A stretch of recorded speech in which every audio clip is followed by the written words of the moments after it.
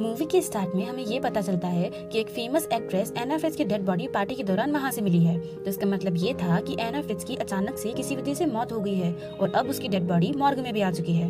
इसके बाद हमें दो फ्रेंड्स को दिखाया जाता है, जिसमें से एक का नाम इवान था और वो दोनों अपने एक फ्रेंड पाओ से हॉस्पिटल में मिलने आए थे। असल में ये तीनों मिलकर एक पार्टी में जाने वाले थे, लेकिन पाओ की शिफ्ट तो 1 घंटे बाद खत्म होने वाली थी, क्योंकि पाओ इसी हॉस्पिटल की मॉर्ग में काम करता था।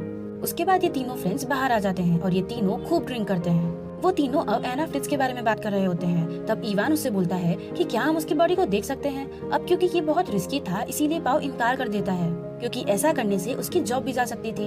एना फ्रिट्ज एक फेमस एक्ट्रेस होने के साथ साथ बहुत ही खूबसूरत भी थी, इसीलिए इवान बार बार इंसिस्ट कर रहा था उसे देखने के लिए। तब इवान के इतना फोर्स करने पर उसके दोनों फ्रेंड्स मान जाते हैं। तो इसीलिए पाओ अपनी जॉब को खतरे में डालकर अपने फ्रेंड्स को एक ऐसी जगह ले जाता है जहाँ पर किसी का भी जाना अलाउड नहीं था। इसके बाद वो तीनों फाइनली मॉर्ग में आ जाते हैं, जहाँ पर पाओ डेड बॉडी के पास जाकर खड़ा होता है। वो कहता है कि ये एना फ्रिट्ज की डेड बॉडी है, लेकिन जैसे ही पाओ उस डेड बॉडी से कपड़ा हटाता है तो वो एक बूढ़ी औरत की डेड बॉडी होती है, जिसे देखकर इवान और उसका फ्रेंड डर जाते हैं। असल में पाओ इन दोनों से मजाक कर रहा था। इसके बाद पाओ आता है एना फ्रिट्ज की असली डेड बॉडी के पास। वो उसके फेस से कपड़ा हटाता है और अपने फ्रेंड्स को एना फ्रिट्ज को दिखाता है। एना सच में बहुत ही खूबसूरत थी, जिसे देखकर इवान उसकी डेड बॉडी से कपड़ा और नीचे करता है, क्योंकि उसे यकीन ही नहीं आ रहा था कि वो इतनी फेमस एक्ट्रेस की डेड बॉडी के पास खड़ा है। वो एना फ्रिट्ज की डेड बॉडी को टच करने लगता है। अब पाओ और उसके फ्रेंड को ये बात काफी अजीब लगती है, क्योंकि किसी डेड बॉडी के साथ ऐसा करना अच्छी बात नहीं थी।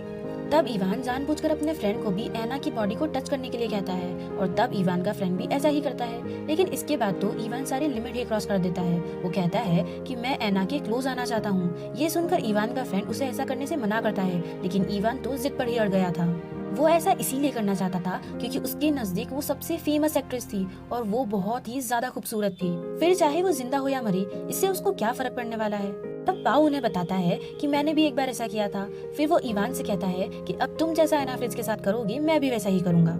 लेकिन उन दोनों का जो फ्रेंड है, सिर्फ उसे ही लग रहा था कि ये चीज गलत है और उन्हें ऐसा नहीं करना चाहिए, क्योंकि अब वो अपने फ्रेंड्स के साथ है, इसीलिए उसको ये अपने फ्रेंड की बात माननी ही पड़ती है। बेशक वो अपने फ्रेंड की तरह ऐसा ना करे, लेकिन उसे ये सब सहना ही पड़ेगा। उसके बाद ये तीनों ड्रग्स लेते हैं। फिर पाओ और उसका दूसरा फ्रेंड एक अलग रूम में आ जाते हैं और उधर इवान एना के डेड बॉडी के क्लोज आता है। तब इवान के बाद पाओ जाता है और वो भी ऐसा ही करता है। लेकिन तभी अचानक से हम एक हैरान कर देने वाली चीज देखते हैं, और वो ये थी कि अचानक से एना की आईज खुल जाती है। वो दोबारा से जिंदा हो गई थी और अपने पूरे सेंसेस में भी थी, लेकिन पाओ को इस बारे में पता ही नहीं चलता कि एना फ्रिट्ज फिर से जिंदा हो गई है। लेकिन जब उसे इस बात का पता चलता है तो वो काफी ज्यादा डर जाता है और चिल्लाने लगता है। तब उसके चिल्लाने की आवाज सुनकर इवान और उसका फ्रेंड भी वहाँ पर आ जाता है। तब पाओ उन्हें बताता है कि एना फ्रिट्ज फिर से जिंदा हो गई है। एना को फिर से जिंदा देखकर पाओ और उसका फ्रेंड काफी ज्यादा घबरा जाता है, क्योंकि एना को पता था कि उन्होंने ही ऐसा किया है। तो जाहिर सी बात है वो बाहर जाकर पुलिस को सब बता देगी कि मॉर्ग में इन लोगों ने उसके साथ क्या क्या किया है। तब ये सोचकर इवान एना को मारने का प्लान बनाता है, क्योंकि वो किसी भी किस्म का रिस्क नहीं लेना चाहता था। लेकिन वहीं पर इवान का फ्रेंड एना की हेल्प करता है और उसे कपड़े से लपेट देता है। यहाँ पर इवान का फ्रेंड उसकी बात से एग्री नहीं था कि एना को मारा जाए, क्योंकि ऐसे कैसे वो किसी का मर्डर कर सकते हैं। और इवान का फ्रेंड उससे कहता है कि तुमने एना के साथ ऐसा किया है, तो इस बात की सजा तो तुम्हें मिलनी ही चाहिए ना। तब इस बात की वजह से इवान और उसके फ्रेंड में लड़ाई हो जाती है और लड़ाई में इवान अपने फ्रेंड को बहुत मारता है। तब पाओ आकर उन दोनों की लड़ाई छुड़वाता है। तभी इवान को रियलाइज होता है कि उसने अपने फ्रेंड को इतना ज्यादा मारा है कि इसकी वजह से उसके फ्रेंड के सर पर काफी ज्यादा चोट लगी है और उसके सर से खून भी निकल रहा है। तो इसीलिए उसके दोनों फ्रेंड्स उसे फर्स्ट एड देने का सोचते हैं। लेकिन फिर हम देखते हैं कि पाओ का एक कलीग एक डेड बॉडी को लेकर यहाँ पर आया था। ये तीनों उसे देखकर छुप गए थे।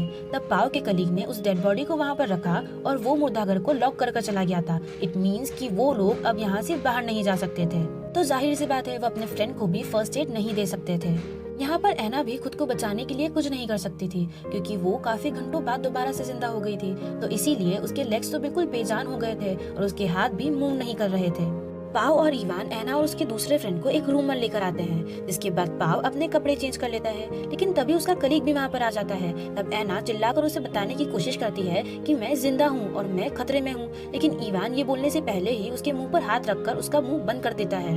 उसके बाद पाओ अपने कलीग के साथ वहाँ से चला जाता है। इवान का फ्रेंड बिल्कुल भी सांस नहीं ले रहा था, जिसे देखकर इवान बिल्कुल घबरा जाता है। एना कहती है कि शायद वो मर चुका है, लेकिन थोड़ी देर बाद जब पाओ वापस आता है तो उसे भी पता चल जाता है कि उसका फ्रेंड मर चुका है। तो इसी वजह से पाओ रोने लगता है। तो इवान उसे तसल्ली देते हुए कहता है कि इसमें हमारा कोई कसूर नहीं है, ये सब एक एक्सीडेंट था। तब एना उसे कहती है कि इस सब के लिए तुम्हें जेल होगी देखना। तब इवान उसे कहता है कि शट अप, अपना मुंह बंद रखो। इसके बाद इवान पाओ को बाहर लेकर आता है और एक प्लान बनाता है। इवान उसे कहता है कि अगर हम पकड़े गए तो हमारी लाइफ, हमारा फ्यूचर सब कुछ बर्बाद हो जाएगा, इसीलिए हमें हमारे फ्रेंड की डेड बॉडी को कहीं पर छुपाना होगा, ठिकाने लगाना होगा, साथ साथ एना फ्रिट्ज को भी मारना होगा।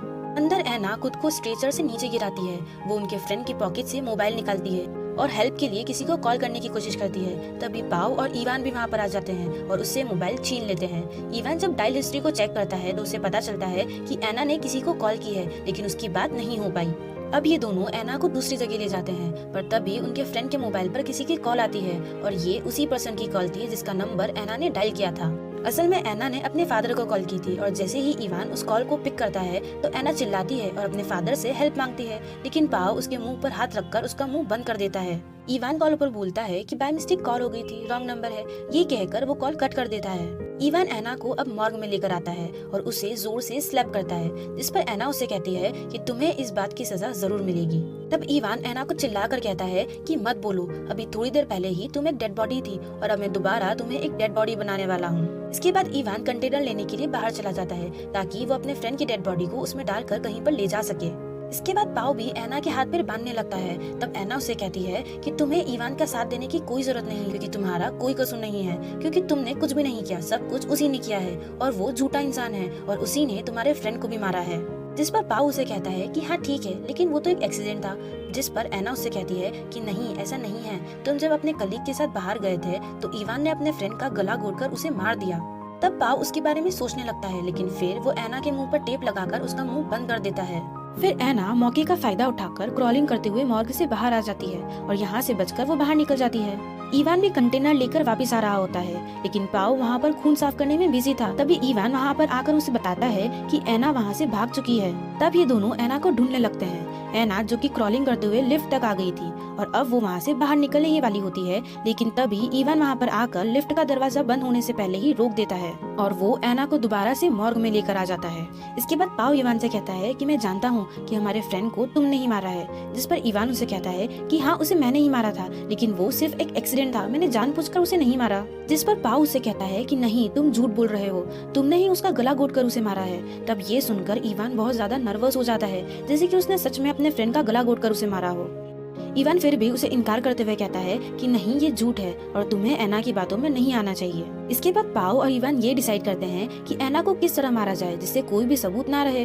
तब इवान उसकी सांसें रोककर उसे मारने को कहता है, जिसके लिए पाओ इवान को एक कपड़ा लाकर देता है, लेकिन तब इवान वापस से वो कपड़ा पाओ को ही दे देता है और कहता है कि मैं नहीं, तुम मारोगे एना को। लेकिन पाओ एना को नहीं मारना चाहता था, क्योंकि उनके फ्रेंड को भी इवान नहीं मारा था। अब क्योंकि इवान इस पूरे क्राइम को रिस्पॉन्सिबल खुद को नहीं बनाना चाहता था, इसीलिए इवान पाओ का हाथ पकड़ लेता है और जबरदस्ती एना के मुंह पर रख देता है। फिर वो लोग एना के मुंह से कपड़ा नहीं हटाते और अब वापस से एना दोबारा मर जाती है। इसके बाद वो दोनों उसकी बॉडी को स्ट्रेचर पर रखते हैं और अपने फ्रेंड की बॉडी को कंटेनर में डालते हैं। फिर इवान उस कंटेनर को लेकर वहाँ से चला जाता है और पाओ भी एना की बॉडी को साफ करने लगता है। इवान अपने फ्रेंड की डेड बॉडी को एक जगह पर फेंक कर वापस आने लगता है। पाओ ने भी एना की बॉडी को अच्छे से साफ कर दिया था और वो बस जाने ही वाला था, लेकिन जाने से पहले पाओ एक बार फिर से एना के मुंह से कपड़ा हटाता है और वो देखता है कि एना अभी भी जिंदा है। तब पाओ उसे कहता है कि तुम चुप रहना और रिलैक्स भी। अब यहाँ पर ये सवाल उठता है कि एना तो मर चुकी थी, फिर से वो दोबारा जिंदा कैसे हो गई आखिर। असल में जब एना पाओ से ये कह रही थी कि सारा कसूर इवान का है, तुमने कुछ नहीं किया, तब इन दोनों ने मिलकर एक प्लान बनाया था। जब एना का दम घुटने ही वाला था तब उससे पहले उसने ऐसे रिएक्ट किया कि वो मर चुकी है और यहाँ पर उसने मरने की इतनी अच्छी एक्टिंग की कि इवान को उस बात का पता ही नहीं चला। फिर इवान भी मॉर्ग में आ चुका था। इसके बाद वो दोनों फ्रेंड्स वहाँ से निकलने लगते हैं। तब जाने से पहले इवान अपना वॉलेट चेक करता है, लेकिन उसमें उसका आईडी कार्ड ही नहीं था। तब इवान अपना आईडी कार्ड लेने वापस से मॉर्ग में आ जाता है। यहाँ पर पाओ उसे बहुत रोकने की कोशिश करता है, लेकिन इवान आखिरकार अंदर आ ही जाता है और वो भी ये देख लेता है कि एना फ्रिट्ज अभी भी जिंदा है। तब एना को देखकर इवान पाओ पर काफी गुस्सा करता है और वो उसका गला घोटने लगता है। अब क्योंकि इवान अपने पहले दोस्त की तरह पाओ को नहीं मारना चाहता था, इसीलिए वो उसे छोड़ देता है। लेकिन तभी एना सीजर से इवान के गले पर स्टैब करती है, जिससे उसका गला कट जाता है और थोड़ी देर बाद इवान की मौत हो जाती है। अब ये देखकर पाओ एना से कहता है कि हमें ऐसा नहीं करना था। तब एना पाओ